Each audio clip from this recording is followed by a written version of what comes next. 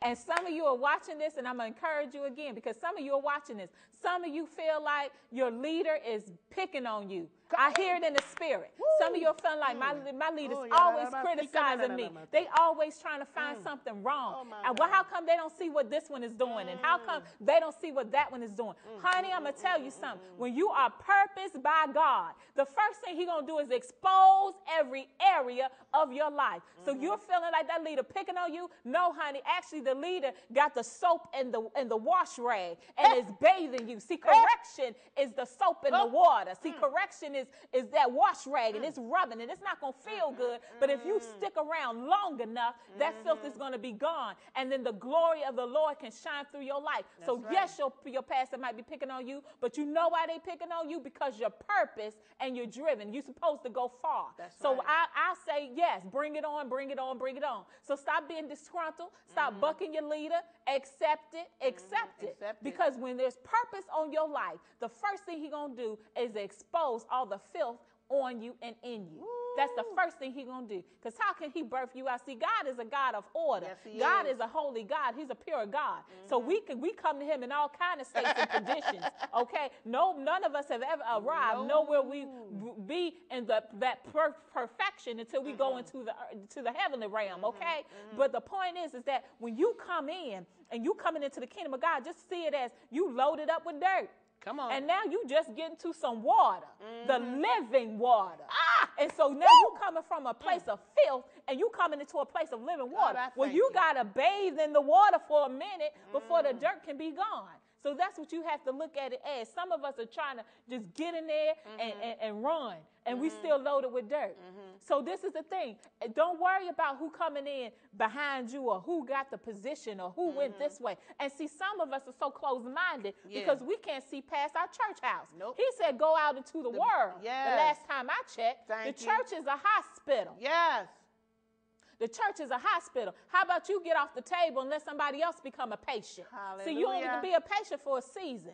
You go through that place of purification. You go through that place of training. But then you're supposed to go out and get others. And what we have done is that church has become a glass house, and we like crabs in a pot because there's only so many positions to be held. And so you're trying to tear down the next one to get the position. But I'm going to tell you something. The position's going to fall upon the humble. And to be honest with you, the mantle going to fall when you least expect it. So you might want to watch what you're doing and how you carrying it. So don't be crabs in the pot. Watch how you talk to people. You know, somebody come in and don't drill them down and tell them, you know, as some people I know have experienced, oh, you got to be here a certain time. You got to be here a year before you can be a Sunday school teacher. You got to be here a certain length of time and blah, blah, blah. And you just can't come in off the street. Don't nobody know where you come from.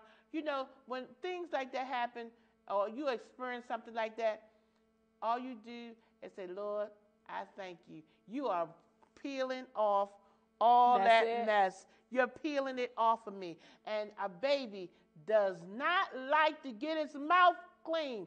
Have you ever seen a baby like no, because when we are getting purified and cleansed by God, you don't want that.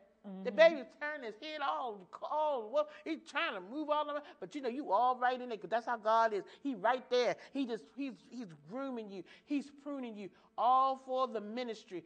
And so when you come into a new ministry and you come up against something like that, say, God, I thank you. That's it. You pruning me. That's it. Don't get mad. I ain't got to take this. Boom, boom, boom. Don't do it. And I'm going to give you a practical thing. I was in a ministry, and I got into this ministry. I didn't ask for no position. I wasn't looking for nothing. I just wanted to come to this ministry. This was years and years ago. But I'm trying to encourage them, trying to help you. So some people take a peep into your destiny. And some people will take a peek into what God is about to make you into being.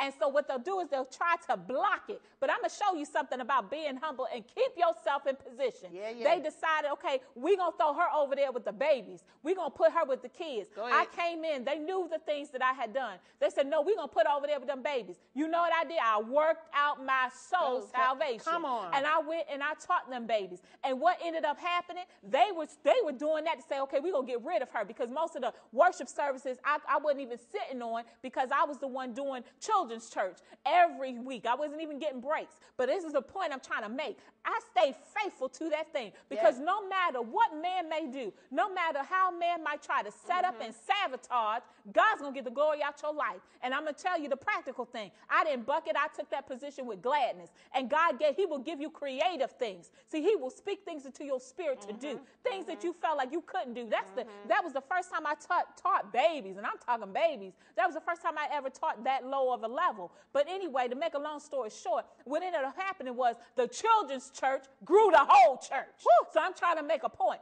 So they came in, and God just gave me skits and creative things to write and things for them to act out. And what you think started happening? Them babies started going home. Those parents started finding out what's going on at church. And then the next thing you know, mama and daddy showing up. They bringing in the cousins and the aunties. And the church grew. So God will, I'm going to tell you something. I'm going to tell you something. I'm going to tell you something. What you think is a setup, what you think is a sabotage is nothing but going to position you into a higher place. And God will take it and put it on center stage. And couldn't nobody say nothing because they said, my child, testimonies was being rendered up in that church. My child is coming home so excited about going to church. And what could you do? And see, that's what I want you to understand. Even though you feel like you're being put in a place that you're not fitted for, God will still use you in that area that they might have set up to sabotage you. It's going to be that area that's going to promote you. I don't care what it is. All things work together for the good of them that loves the Lord. So I'm encouraging you.